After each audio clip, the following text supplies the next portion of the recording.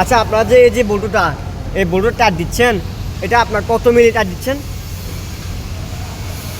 KG হিসেব। আচ্ছা আচ্ছা, কেজি হিসেব। মানে কেজি হিসেব বলতে কীরকম?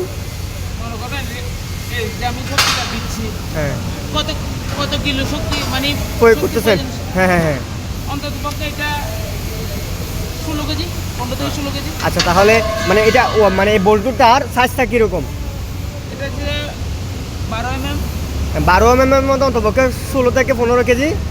না, এটা আসলে মনে করেন অরিজিনাল বল্টু। হ্যাঁ হ্যাঁ হ্যাঁ। অরিজিনাল বলতে এটা 20 কেজিও ওয়েট দিতে পারবে। আচ্ছা আচ্ছা। আর বাংলা বল্টু যেগুলো এগুলো 5 থেকে 8 কেজির মধ্যে কি কাজ শেষ। আচ্ছা। তাহলে চুরি চলে যাবে, নদল ভেঙে যাবে।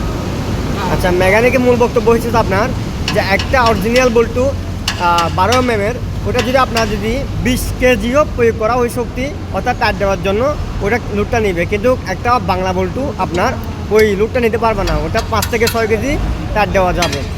তো যাক, আলহামদুলিল্লাহ ওনার বক্তব্য অনুযায়ী বুঝতেছি যে উনি একজন দক্ষ মিস্ত্রি। কেননা একজন দক্ষ মিস্ত্রি ছাড়া এভাবে সরাসরি ইন্টারভিউ প্রশ্নগুলো উত্তর দিতে পারে না। যাই হোক, আলহামদুলিল্লাহ আমি আউটফিটিংয়ের অনেকগুলো মাল আরও সামনে দেখাচ্ছি আপনাদেরকে।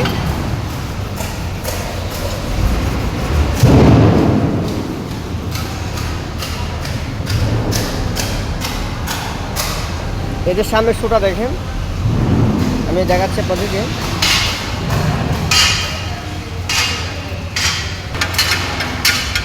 এই যে করসগুলো লাগবে, যেগুলা চেসিসের মূল মাঝখানে পুলিং করা হয়,